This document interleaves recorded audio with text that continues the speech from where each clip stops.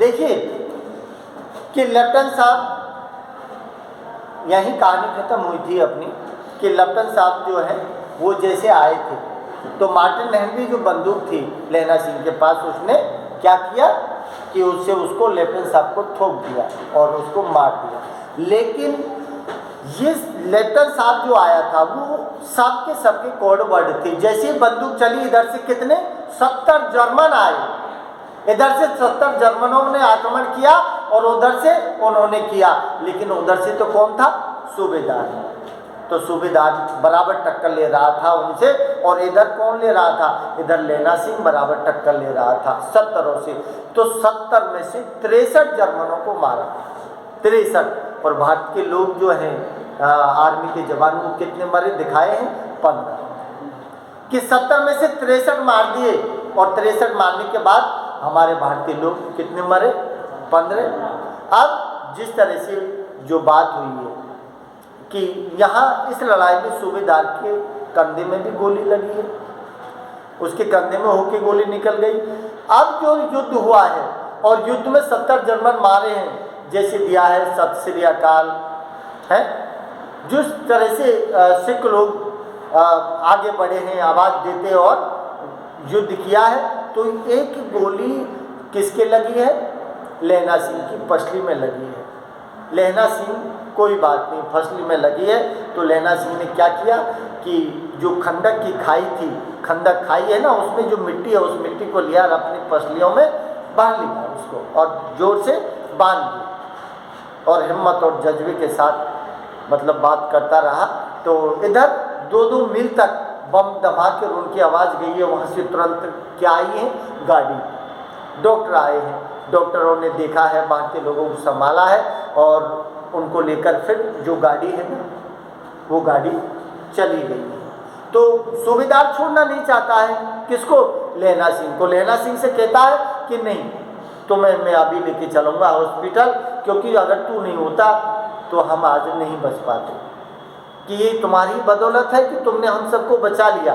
तो उन्होंने कहा कि देखिए, मेरी चिंता मत कीजिए कि बोधा की तबीयत खराब है, बोधा की तबीयत खराब है, और इधर तुम्हारी भी मतलब सीने में गोली लगी है, इसलिए तुम कसम दिला देता है सूबेदार को कि तुम्हें कसम है तुम्हारी बोधा की, तुम्हारी सूबेदार ने। इसलिए मजबूर हो जाता है सूबेदार, और सूबेदार गाड़ियों में बोधा को और अपने जो साथी लोग हैं घायल, उनको लेकर हॉस्पिटल आ जाता है। और अब यहाँ जो है वो कहता है कि मैं जर्मन लोगों के लिए जो गाड़ी आएगी ना, मुर्दे जो सब पड़े हैं इनके लिए भी तो आएगी, मैं बाद में आ जाऊँगा, तुम चलिए।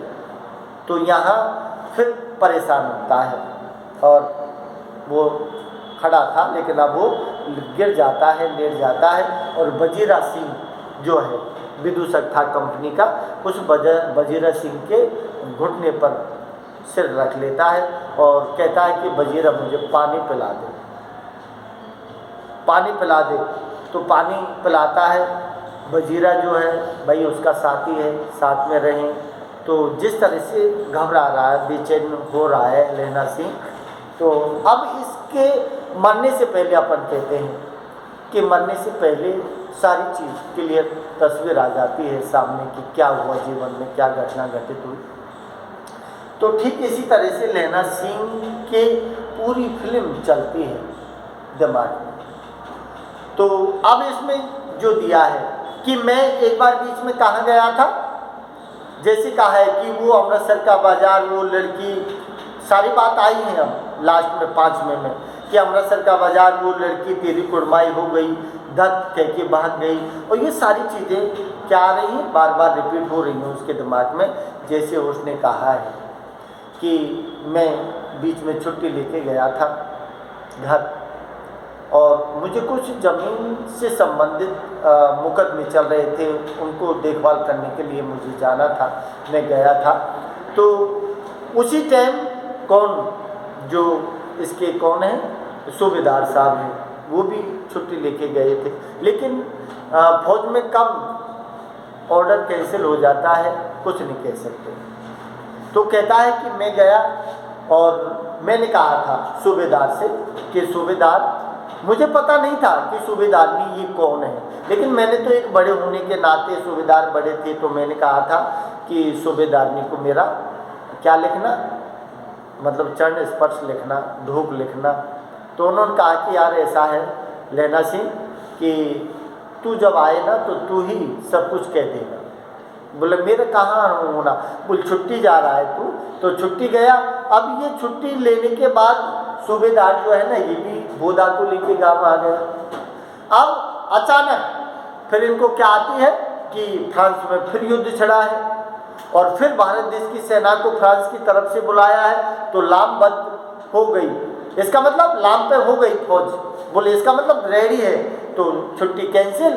तो फिर चलो भाई, तो जो लहना सिंह का गांव है, वो लहना सिंह का गांव, उसने कहा कि मैं भी गांव हूँ, और सूबेदार ने कहा कि मैं भी गांव हूँ। बोले ऐसे करना, तू मेरे गांव होकर निकलते आ। बोले सूबेदार ने तुझे याद कर रही थी। बोले सूबेदार ने मुझे याद कर रही थी कि मैं तो जानता भी नहीं हूँ सूबेदार ने को। बोले मैं तो नहीं जानता, लेकिन सूबेदार ने कह रही थी कि उनको यहाँ ही होके बुला लो। और उसने कहा था, किसने क्या कहा था, जैसे उसने कहा था, किसने, लैला सिंह ने, कि कह देना। उसने क्या कहा था, मैंने उस बात का पानी भर दिया। बोल किसने क्या कहा था मुझे कोई पता नहीं, ये सारी बातों को तू बता देना सूबेदार से। तो उसने कहा था, अब क्या कहा था, अब देखिए कि यहाँ ये आता है इसके घर, क्योंकि अभी फौज लामबंद हो गई, दोबारा से जाने वाले हैं। तो ये यहाँ आते हैं और बैठक में बैठे हुए बातचीत होती है। तो वो कहता है सूबेदार कि लैला सिंह कि तुझे सूबेदारनी बुला रही है। तो सूबेदारनी बुला रही है, तो एकदम लैला सिंह हकबका गया। बोले मुझे बुला रही है? बोले वो कहती है कि मैं जानती हूँ इसको। बोले जानती है मुझे? बोले मैं तो कभी मिला ही नहीं हूँ, मैं जानता ही नहीं सूबेदारनी को। क्योंकि अब दिन कितने हो गए, 25 वर्ष हो गए। 25 वर्ष पहली लड़की क्या थी, अब वो क्या है, कैसे पहचाने उसको? कोई जरूरी नहीं कि उसको पहचान जाए। लेकिन जब सूबेदारनी के सामने गया, उसने नमस्ते वमस्ते किया, तो एकदम देख के उसको, वो तो साइलेंट हो गए हैं, साइलेंट मोड पे होना ही था है? वो स्थिति अलग थी।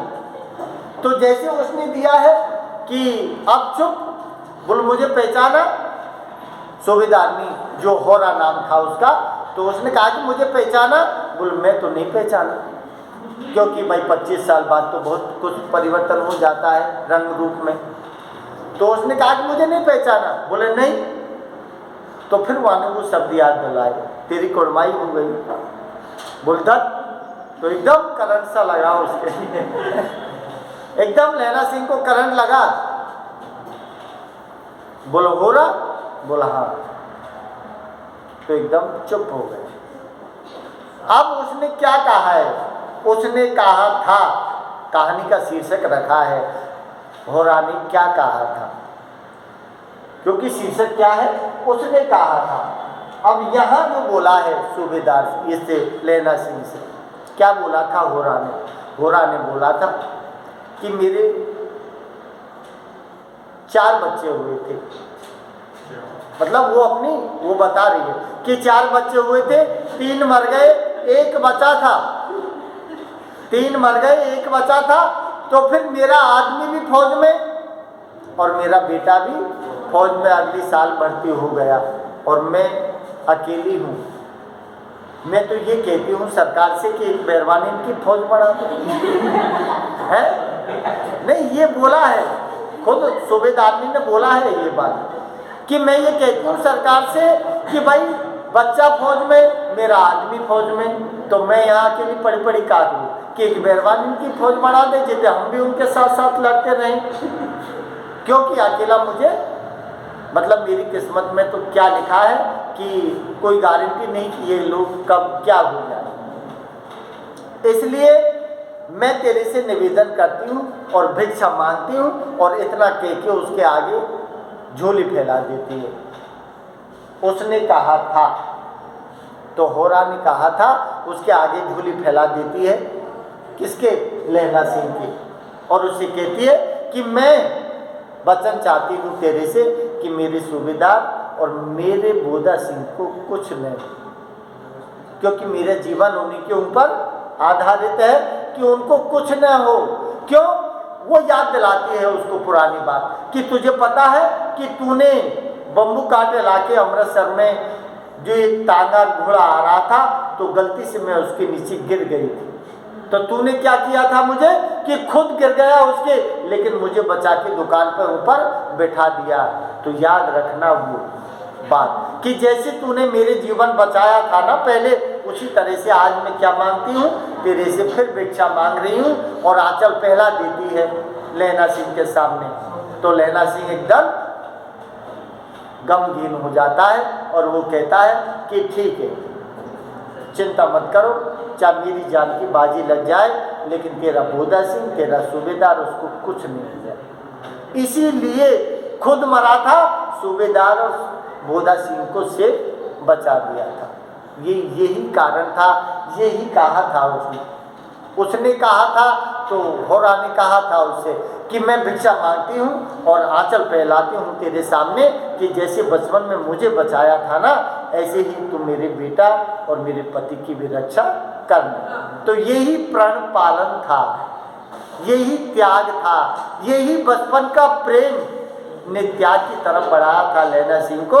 इसीलिए उसने क्या किया है कि अपने आप को उसने क्या कर लिया, अपने आप को मार लिया, लेकिन उन दोनों को ही उसने बचा लिया। और जो दिया है कि अंत में बजीरा सिंह की कहा है कि वो घुटने पर है उसका सिर, और कहता है बीच बीच में बजीरा पानी पिला दे। अब बजीरा समझ गया है कि अब लैला सिंह बचेगा नहीं, क्योंकि पसलियों से रक्त बह गया। भाई 2 गोली लगी है, एक जान में ऑलरेडी लगी हुई है, अब जब लड़ाई हुई है तो पसली में लगी है, पसली में तो खिचड़ी तो भर रखा है उसने, तो कब तक रुकेगा। फैसिलिटीज जो है वो मिली नहीं, डॉक्टर टाइम पे पहुंचे नहीं। तो बजीरा सिंह से कहता है कि अब जो स्वप्न जिस तरह से आ रहा है कि वो मरने से पहले सारी जीवन भर की जो राम कहानी है वो दिमाग में आ जाती है। और वो कहता है कि बजीरा, ये आम का पेड़ और मेरा भतीजा दोनों एक दिन, जिस दिन मेरा भतीजा पैदा हुआ था उस दिन मैंने आम का पेड़ लगाया था, तो अब मैं और मेरे भतीजे इस आम के पेड़ के नीचे बैठ के खूब आम चोखा करेंगे। मतलब ये कल्पना अपनी मतलब स्वप्नों में खो रहा है वो। और फिर कहता है कि बजीरा मुझे पानी पिला दे, और ऐसे कहते कहते वो इधर बजीरा है वो रो रहा है, वो चला गया। और लास्ट में जब निकला है कि फ्रांस बेल्जियम की 68वीं सूची मैदान में, फ्रांस बेल्जियम की 68वीं सूची मैदान में हम सिख राइफल्स नंबर 76, कहीं 76 दिया है कहीं 77 दिया है, तो सिख राइफल्स नंबर 77 की घावों के कारण मृत्यु, और लैला सिंह वहीं समाप्त हो जाता है। इस तरह से आपकी कहानी है ये, जिसमें क्या दिया है, त्याग, बलिदान, प्रण पालन, है ना, और देश प्रेम, राष्ट्रीय भावनाओं से उत्प्रोत कहानी है जिसमें ये रखी गई है। ये थी आपकी कहानी, समझ आ गई।